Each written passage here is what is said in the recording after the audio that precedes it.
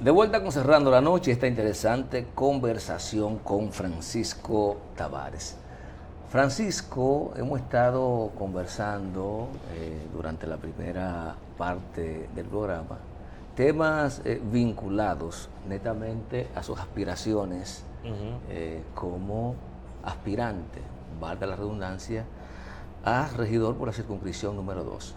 Sin embargo, creo que debemos aprovechar tu presencia acá y hacer una combinación, porque también como ciudadano, como militante político, has estado involucrado en todo el proceso de lucha que está librando esta sociedad por lograr una reforma sustancial al sistema dominicano de seguridad social, en tu condición de economista que eres, en tu condición de abogado y en tu condición de militante político. Creo que en esas tres calidades activa a favor de que haya una reforma a la ley.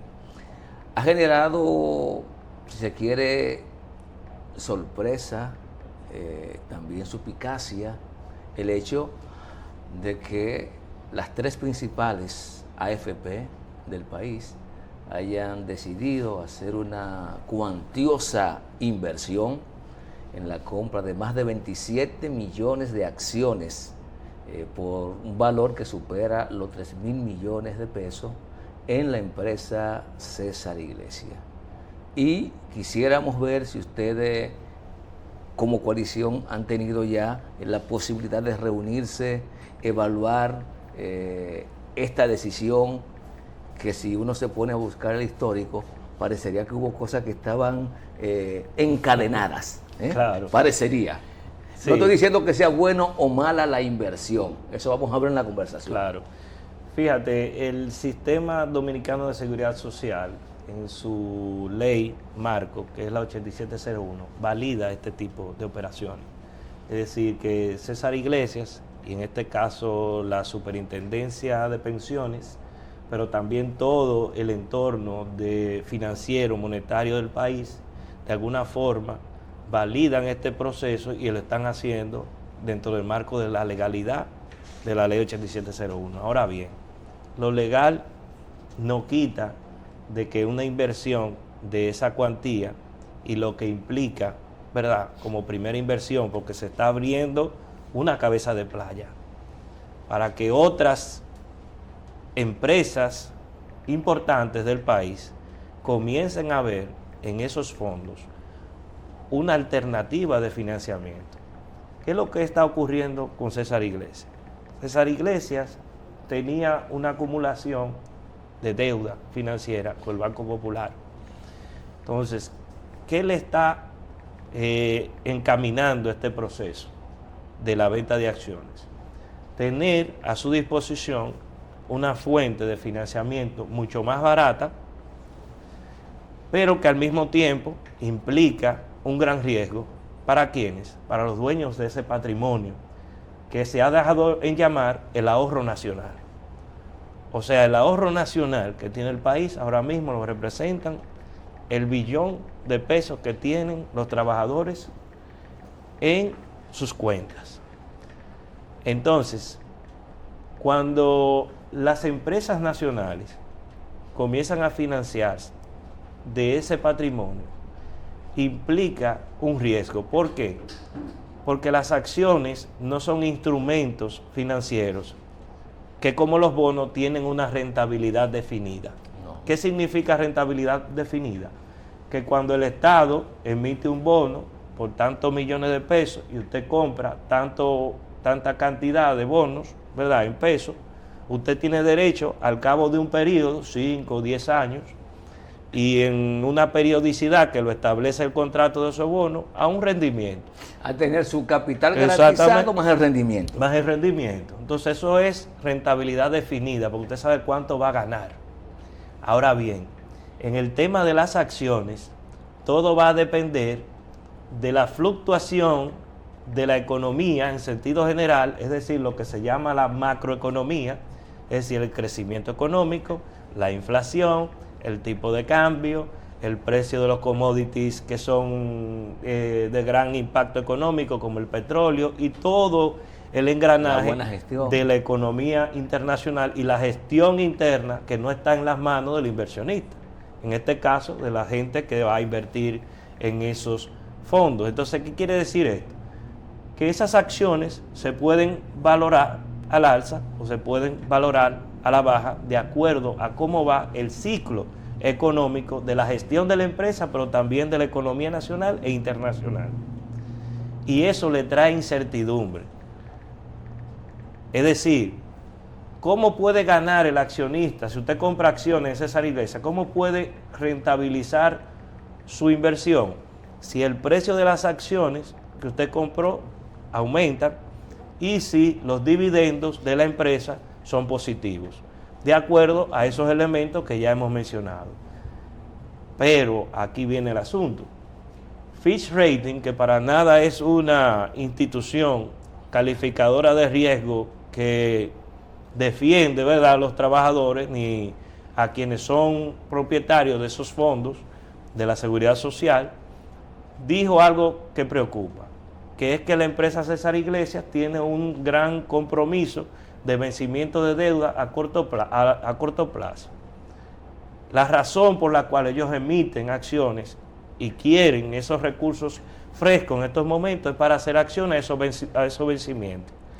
Para hacer frente a los vencimientos. A los vencimientos, de tal forma que su pasivo general se pueda solventar a una tasa de interés mucho más baja.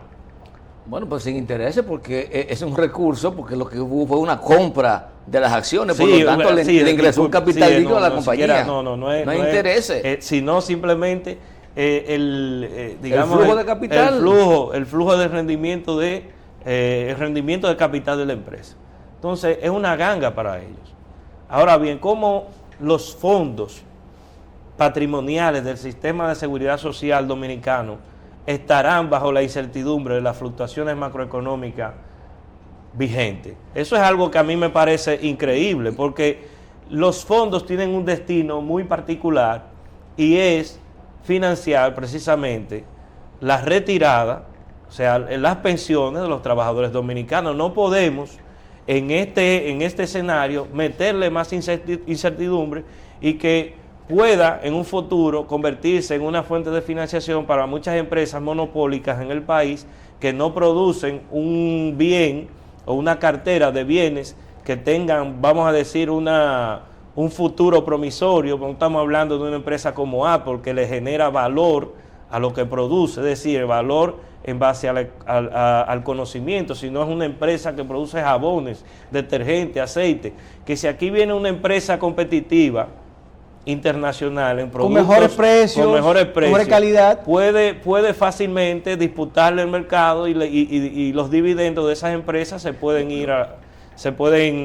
diluir. Entonces, ese es el peligro que hay detrás de esta operación y que no se discute. Una cosa que quiero que tú me aclares, me ayudes a entender. Sí. Primero, vi alguna en el cronológico como que había una predisposición por parte de los fondos de las AFP de comprar esas acciones, porque le aprueban en julio la posibilidad de entrar al mercado de valores, y ya tan temprano como en agosto o noviembre del 2022 los fondos están autorizados e interesados a hacer la compra. ¿Qué pasó ahí? Segundo, si ese negocio es tan bueno, ¿por qué los bancos no invirtieron? Y todos pusieron a su puesto de bolsa a ser los intermediarios, como debe ocurrir con los fondos de pensiones. Aquí el sistema financiero y el mismo mercado de valores está integrado. O sea, aquí hay una claque financiera, una especie de integración monopólica, oligopólica de todo el sistema financiero. Te lo digo porque no se puede analizar el asunto de la banca tradicional fuera del asunto de los puestos de bolsa. O sea, porque ellos mismos, es la misma cadena. Ellos mismos son los dueños de esos puestos de bolsa. Claro. Incluso quienes emiten, los primeros emisores de esta o estructuradores de esa oferta de acciones fue el Banco Popular y el BHD. Pero después estos pasan como intermediarios a los puestos de bolsas, que son el puesto de bolsa del BHD, del Popular, y creo que Parval, no sé, algo así. No, Parval. No sé si Parval estuvo, no lo vi. Bueno, no sé. Entonces, estos son lo que en el mercado secundario, entonces, ofertan a los puestos de bolsa. Pero, ¿quiénes son los compradores del 70% de esa emisión? Las AFP. ¿Y las AFP de quién son? Pero el dinero que está en riesgo es el de los ahorrantes de las AFP. Pero entonces hay una, nosotros le llamamos a eso en economía un riesgo moral. ¿Qué es un riesgo moral? Cuando usted hace una inversión y no tiene o no incorpora el riesgo de su acción. Es decir, ¿qué es lo que está pasando aquí? Que las AFP están invirtiendo dentro del marco de la ley unos recursos que no son suyos, pero que en definitiva, si todo sale mal, quienes pagan el riesgo de esa inversión no es quien la tramita, ni quien hace el procedimiento, dígase las AFP, sino el titular. El titular. ¿Y quiénes son los titulares? El pueblo dominicano, los trabajadores cotizantes y afiliados al sistema.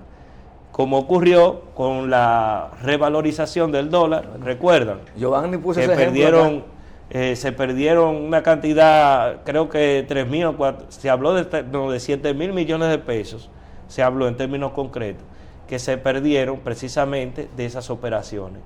¿De dónde se cebó esa pérdida? Del fondo patrimonial.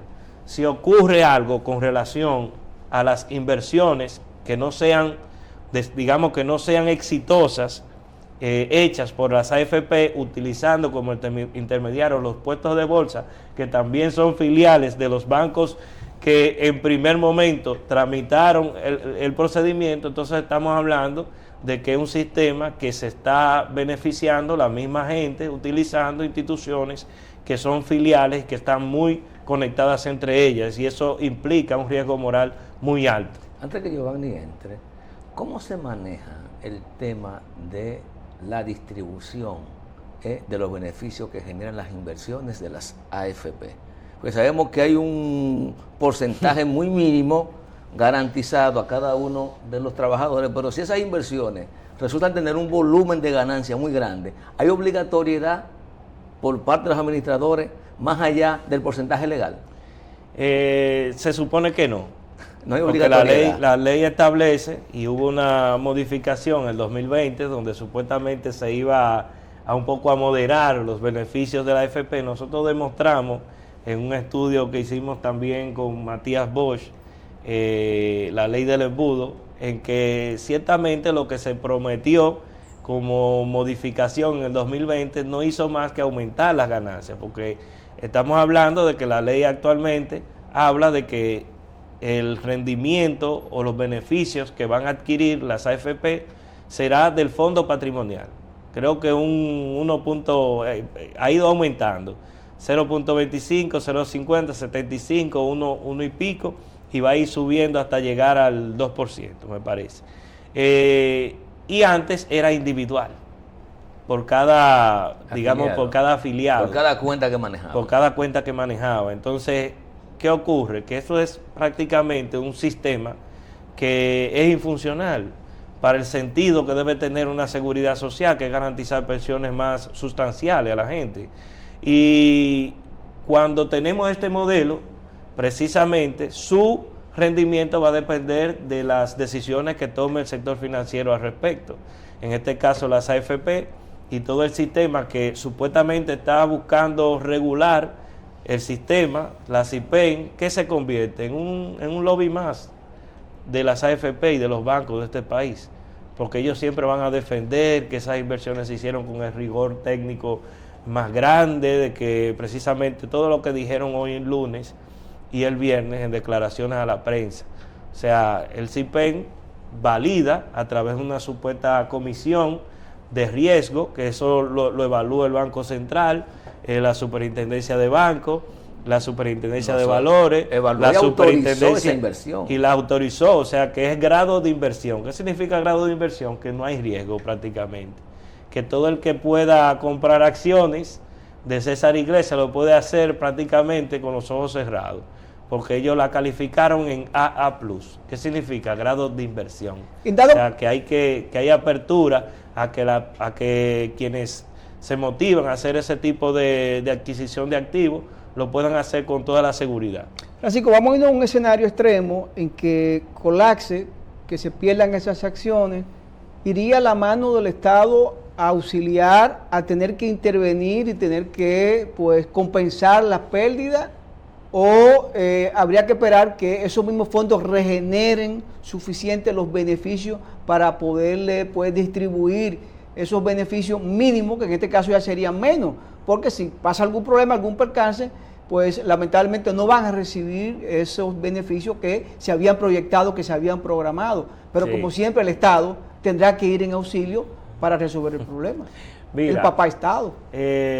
Hasta ahora los 3.600 me parece que se invirtieron. Son como 3.400 millones. 3.400 millones no representan ese gran volumen de recursos como para que se convierta en un riesgo sistémico. Ahora bien, si esto apertura realmente la emisión de instrumentos de renta variable, como son las acciones, van a venir otras empresas. Ya el Banco Proamérica dijo que va a invertir, va a emitir acciones también y que está en proceso de evaluación de esa comisión de valores. Y así vendrán otras. Si eso se sigue acumulando, entonces sí llegará un momento en que no solo tendremos bonos por muchos emitidos en el mercado de valores, sino que también tendremos acciones. Entonces, si ocurre un elemento como el que tú dices, de que se pierda una parte de los fondos, esos son inversiones que, como bien dice la declaración que hizo César Iglesias o la Comisión de Valores sobre la situación de César Iglesias, eso estaría a función del riesgo de quien invierte.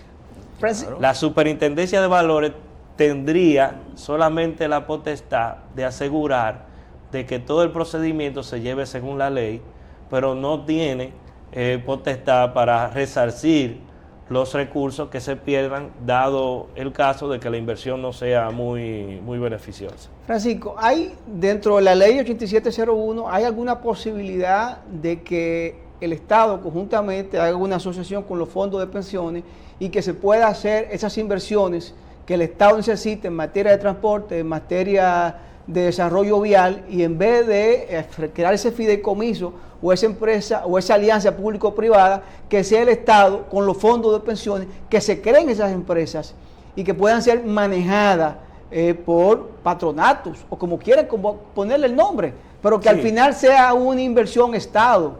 O sea, ¿hay posibilidades? La misma ley 8701 dice que uno de los destinos de esos fondos de inversión pueden ser precisamente inversión inmobiliaria. Entonces, aquí se ha hecho poco en ese terreno. O sea, tenemos 1 billón de pesos dominicanos que el Estado no ha sabido aprovechar para garantizar vivienda, que es un derecho constitucional de todo dominicano y dominicana en este país, y que tenemos un déficit habitacional tremendo. Aquí lo menos que hay es gente que tenga propiedad de la vivienda. Incluso los datos del censo establecen de que aquí hay un gran bache con relación al tema de la propiedad de la vivienda. Entonces, si quieren crear un capitalismo de propietarios, como dicen ellos, decía Thatcher, es decir, que el pueblo invierte en las empresas de los ricos, ¿por qué no pueden invertir también en cosas que tienen que ver con la economía real, tangible, que es que la gente tenga acceso a la vivienda a través de la inversión pública? Francisco, a veces yo creo que se ha generado una especie de confusión con el anuncio que hizo la superintendencia, porque en la psicología de mucha gente parecería ser que las administradoras de los fondos de pensiones, es decir, Crecer, Siembra y la... ¿cómo se llama? Dios mío. El Universal, el Grupo Universal. No. PHD. Crecer, Crecer, sí, es verdad. Parece ser que esa inversión representa el 70% del capital accionario de César Iglesias. Y resulta que es el 70% de los 38 millones de acciones que se pusieron a la venta. Es decir, que la participación real posiblemente oscila entre el 26 y el 27% del capital accionario de César Iglesias. Que me gustaría ahí mismo que me dijera, ¿por qué previo a la colocación de las acciones y previo a que le autoricen a César Iglesias a poner en la bolsa o en el mercado de valores esas acciones, hubo una reingeniería societaria al interior de esa empresa, en donde solo un accionista, que es la compañía Galiza Trading, que tiene 90 millones de acciones? ¿Por qué? ¿Qué ocurre? ¿Es transparente eso? Bueno, para tú emitir en la bolsa de valores, lo primero que tú tienes que hacer es transparentar todo tu estado financiero, todo digamos, la composición societaria, porque se supone que quien va a invertir tiene que saber con un detalle prácticamente de transparencia total qué es lo que ocurre allí. O sea, que una persona versada en lo que es el análisis financiero de la empresa puede saber el estado de situación de ella para poder invertir.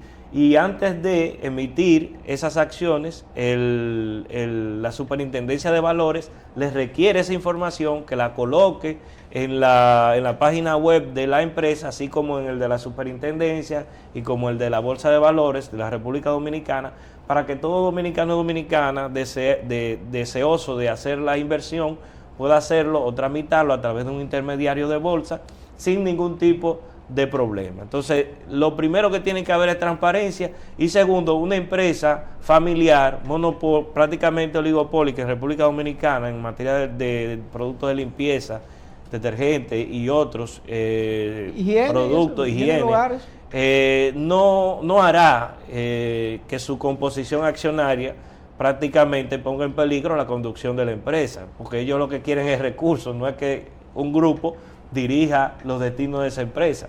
Entonces, por eso lo hicieron así, lo hicieron limitado, y que la gente entienda que el 70% no es de la composición societaria de César Iglesias en acciones, sino de las emisiones que se realizaron.